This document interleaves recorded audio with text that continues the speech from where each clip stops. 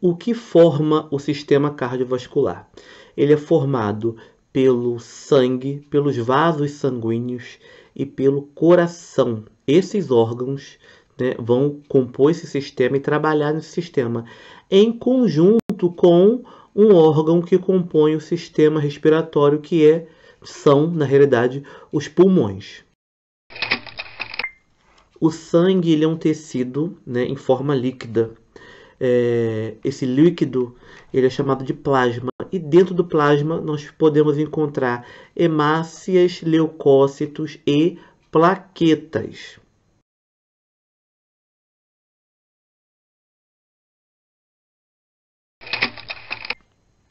Já os vasos sanguíneos são tubos, são vasos condutores.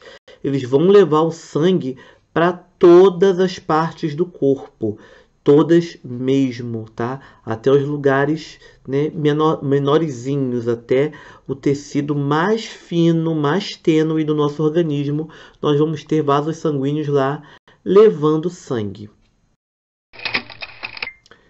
O coração é um órgão musculoso, tá? E funciona como uma bomba. Ele vai impulsionar sangue, tá? Do interior do coração para os vasos sanguíneos.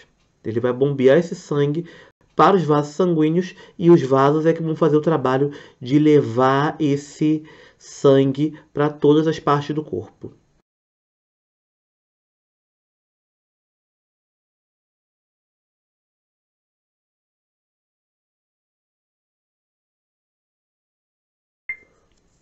E quais são as funções do sistema cardiovascular? Tá? Uma das funções é transporte de nutrientes, transporte de gases respiratórios, né? O oxigênio que nós precisamos inalar para nutrir as nossas células, e o CO2, o gás carbônico. Esse gás já nós precisamos transportar para eliminar. A gente vai ver mais na frente, né? A gente vai falar um pouquinho sobre pequena e grande circulação, e é nesse momento, junto dos pulmões, que o sistema cardiovasculatório o sistema cardiovascular, perdão, ele vai eliminar esse CO2, esse gás carbônico, tá? O sangue também faz o transporte de excretas. O que são excretas? São substâncias que precisam ser eliminadas do corpo. Ele vai mandar essas substâncias, né, para os rins. Os rins é que vão filtrar o sangue para essas substâncias saírem na urina. Mas o sangue é que vai transportar essas substâncias que o nosso organismo precisa colocar para fora, até o órgão responsável por eliminar isso. Tá? O transporte de leucócitos e anticorpos também é feito pelo sangue, e o transporte de hormônios, tá bom? O sangue ele também trabalha na manutenção da temperatura corporal em animais homeotérmicos, que é o nosso caso, né? Nós somos mamíferos, nós mantemos a temperatura corporal, e o sangue também é responsável por isso. Como é que funciona a pequena e a grande circulação? A pequena circulação vai mandar, o coração recebe do corpo inteiro, através das veias cavas, o sangue é pobre em oxigênio, ou seja, se está pobre em oxigênio, ele está rico em CO2. O coração vai bombear esse sangue para os pulmões. Os pulmões vão oxigenar esse sangue, vão fazer a troca gasosa, e através das veias pulmonares esse sangue volta para o corpo, volta para o coração, e o coração envia de volta esse sangue para todo o corpo. Então vamos lá, as veias cavas vão levar esse sangue rico em CO2, ou seja, pobre em oxigênio, para o coração. O coração vai enviar isso para os pulmões através das artérias pulmonares. O coração vai receber através das veias pulmonares esse sangue rico em oxigênio, e através da aorta, tá? Da artéria aorta, esse sangue sai do coração e rico em oxigênio, e vai nutrir todo o corpo com oxigênio. Só um adendozinho, né? Só uma curiosidade. cavidade.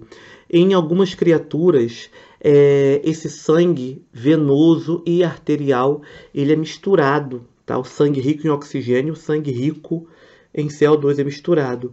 Isso, né, é o que faz esses animais não conseguirem manter a sua temperatura corporal. Isso acontece nos anfíbios e na maioria dos répteis. Então eles precisam se expor ao sol, né, para fazer o sangue circular melhor, o metabolismo funcionar, né, esse corpo esquentar, porque há essa mistura entre esses dois tipos de sangue dentro desses organismos. No nosso caso, o sangue desses dois tipos de circulação, da grande e da pequena, não se misturam, e isso faz com que a gente consiga manter a temperatura corporal tranquilamente. Isso ocorre em nós, nas aves e em alguns crocodilianos. Quando eu digo nós, eu digo mamíferos. Todos os mamíferos têm esse tipo de circulação. Nós temos 3 tipos de vasos sanguíneos, a saber, artérias, veias e capilares. Vamos ver um pouquinho de cada um deles. As veias levam o sangue vindo do corpo para o coração, ou seja, o sangue venoso é aquele sangue pobre em oxigênio, tá?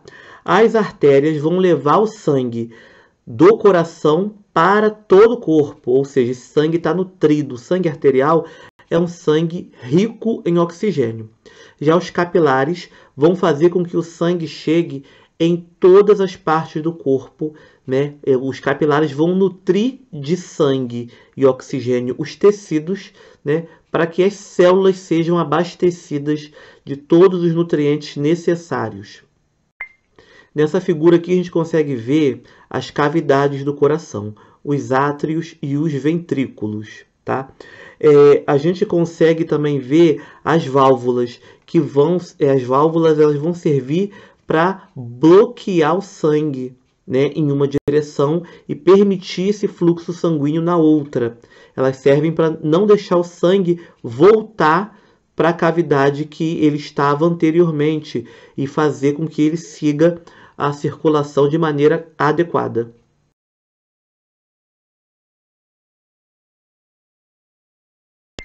Nós conseguimos ver na imagem acima a válvula sigmoide, né? Na figura A, ela está fechada e na figura B, ela está aberta. Ela impede que o sangue volte para o coração.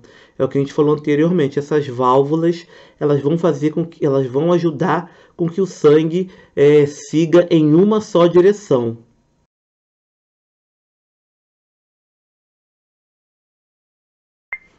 Gente, as câmaras do nosso coração, elas vão contrair e relaxar alternadamente, ou seja, uma por vez, cerca de 70 vezes por minuto, tá?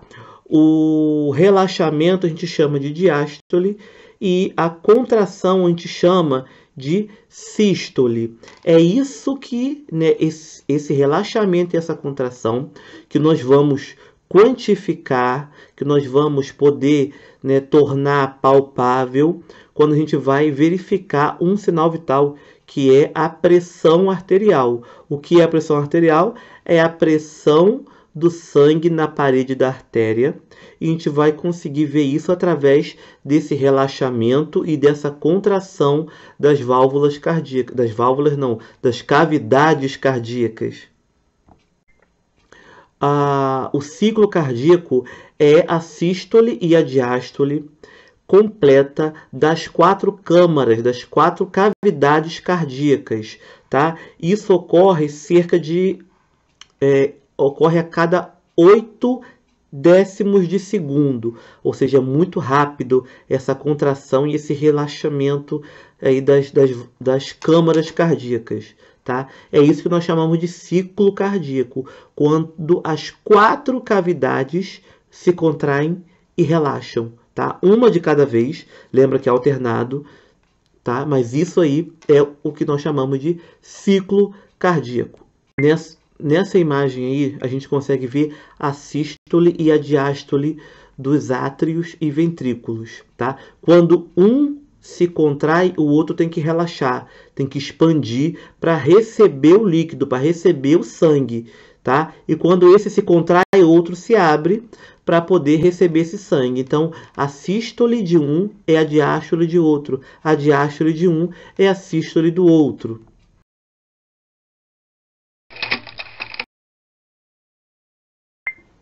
Então, gente, infarto agudo do miocárdio é quando uma parte do músculo cardíaco deixa de receber sangue com nutrientes e ele acaba morrendo, né? E nós sabemos quais são os sintomas, tá? É uma dor muito forte no peito, né? Principalmente do lado esquerdo. Essa dor vai irradiando no braço esquerdo, do lado esquerdo do peito, tá? E também pode ter uma dor na região estomacal, na região gástrica, né? É muito importante que nós, técnicos de enfermagem, saibamos observar esses sintomas e já encaminhar esse paciente, né? Se for algum familiar nosso, encaminhar para um hospital. Se for um paciente nosso, a gente conseguir falar com o enfermeiro, né? Comunicar ao médico que esse paciente está, né, com sintomas dessa doença.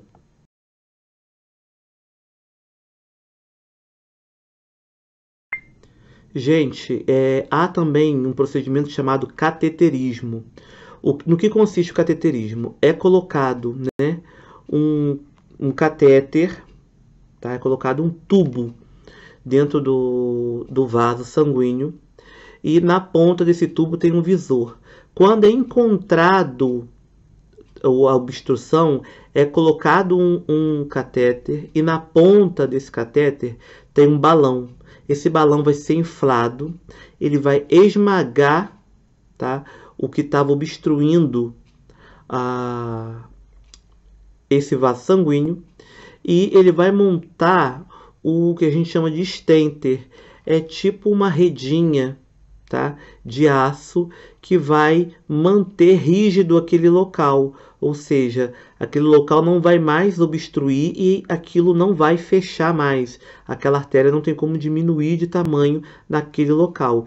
Isso vai fazer com que o fluxo sanguíneo, né, ele permaneça normal, ou volte, né, melhor, ao normal naquela região da artéria, naquela região do corpo.